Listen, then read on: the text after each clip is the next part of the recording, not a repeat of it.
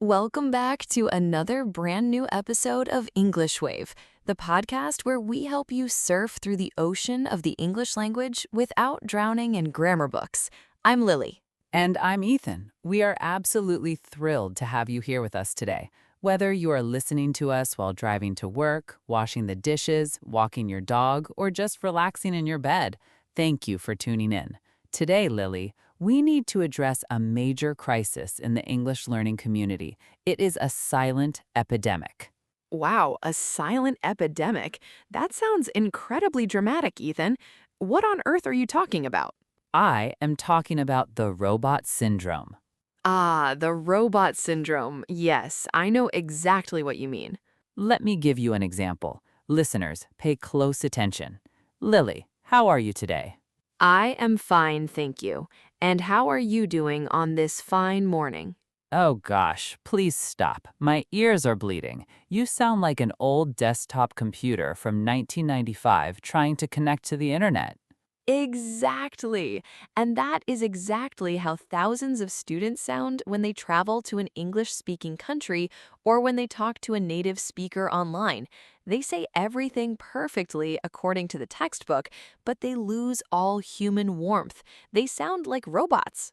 It is so true. People spend years and years inside a traditional classroom memorizing list after list of vocabulary, learning every single irregular verb by heart, and mastering the past perfect continuous, but then they step into a real coffee shop in New York or London, and when the barista says, "Hey, how's it going?" the student freezes. Then they mechanically repeat, "I am fine, thank you." And let's be honest, Ethan, it is not grammatically incorrect to say, "I am fine, thank you." It is perfectly correct. A teacher will give you an A+ for that sentence. But in the real world, nobody talks like that.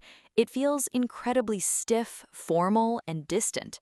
Exactly. If a close friend of mine walks up to me and says, "I am fine, thank you," my immediate reaction is to think, "Oh no, what did I do wrong? Is she mad at me? Did someone pass away?" It feels like an emotional wall. So, in today's mega episode, we are going to completely dismantle this robotic English. We're going to give you the ultimate masterclass on how to ditch the textbook formulas and start speaking real, organic, natural English. We have broken this down into 4 essential pillars: greetings, connected speech, real-life reactions, and fillers. So get comfortable, grab your favorite drink, and let's dive deep into the English wave. All right, Ethan, let's start with pillar number 1, the greetings. This is the very first interaction you have with a human being. Why do you think traditional schools always teach, "How are you? I am fine, thank you"? Because it is easy to teach and easy to grade. It's a fixed formula, but human language is not math. Language is alive. In America or Britain, we use greetings to measure the energy of the room. We have dozens of ways to say hello depending on who we are talking to. Right. For example, let's look at casual greetings. If you see a coworker or a friend, what are the top 3 phrases you actually use instead of "How are you"? My absolute go-to phrases are, "How's it going?" "What's up?" and "How have you been?" Let's break those down. Lily, when someone says, "How's it going?" what are they actually asking? They're basically asking how your life is moving along at that moment. And the beautiful thing about "how's it going" is the answer is super simple. You don't say, "I am fine." You say, "Good, pretty good," or "not bad." Let's practice that right now for our listeners so they can hear the rhythm. "Hey Lily, how's it going?" Pretty good, Ethan. Thanks for asking. See, that flows so much better. Now, what about "what's up"? This one confuses a lot of students because they try to translate it literally to Spanish or other languages, and it makes no sense. Oh yeah, translating "what's up" literally is a disaster. It doesn't mean what is above your head. It basically means what is happening in your life right now, or what is the news. Therefore, you cannot answer "what's up" by saying "I am fine." That makes absolutely no sense. If I say "what's up" and you say "I am fine," the conversation crashes. Exactly. So how do you correctly answer "what's up"? The most common answer is not much, or not much, just working, or not much, just relaxing. It basically means nothing special is happening. Everything is normal. Let's try it. Hey Lily, what's up? Not much, just hanging out here with you, talking to our amazing listeners. Perfect. Beautifully done. Now, what if you want to say that your life is going well, but you don't want to sound arrogant or overly excited? There's a fantastic phrase that natives love. It is, can't complain. Oh, I love can't complain. It's so deeply conversational. It literally means my life has no major problems right now, so I have no reason to complain to you.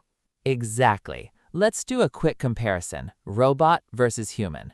Lily, you be the robot first, using textbook English, and then switch to human English. Robot version. Ethan, how are you today? I am fine, thank you. And how are you on this fine morning? Human version. Hey Ethan, how's it going? Can't complain, my friend, everything is going great. Do you hear the difference, listeners? The second version opens the door to a real conversation. The first version closes it immediately. Exactly. Now let's move on to pillar number 2. This is probably the biggest secret weapon in the history of the English language. It's called connected speech. Oh, this is my favorite topic in the world. Listeners, listen to me very carefully. If you believe that native English speakers talk too fast, I have a secret to tell you. We don't actually talk fast. We just connect our words. That is a huge revelation for a lot of people. Students often think, oh, Americans speak like a machine gun. I can't catch the words. But the truth is, robots pronounce every single word individually. They treat words like separate bricks. Humans treat words like a flowing river. One word blends into the next. Exactly. Let's look at a very famous question that every single person learns on day one. What do you want to do? A robot says, what do you want to do? 6 distinct sounds, but a native speaker compresses those 6 sounds into basically 2 sounds. We say, what do you want to do? What do you want to do? Let's analyze what happened there, because it looks like black magic. Ethan, explain to the audience what happened to the words, what do you? Sure. In rapid, casual conversation, the words what do you completely merge together. The T in what and the D in do turn into a soft D sound, and the U turns into a short ya. So instead of what do you, it becomes what'ya. What'ya? That is amazing. And what about want to? That's a classic one. Yes, want to almost always becomes wanna in casual American English. Always. I want to buy a car becomes I wanna buy a car. I want to eat pizza becomes I wanna eat pizza. So when you combine them, what do you want to do becomes what do you want to do? Let's practice another extremely common structure. The question, what are you going to do? A textbook robot will say, what are you going to do? But a human will say, what you gonna do? What you gonna do? Wow, what are you turns into whatcha and going to turns into gonna. This is not slang used only by teenagers, guys. This is used by business executives, doctors, presidents, and regular people every single day because our mouths are lazy. Human beings naturally look for the easiest, fastest way to pronounce a sentence. Exactly. It's about efficiency, not about being lazy or informal. It's just how the language evolved.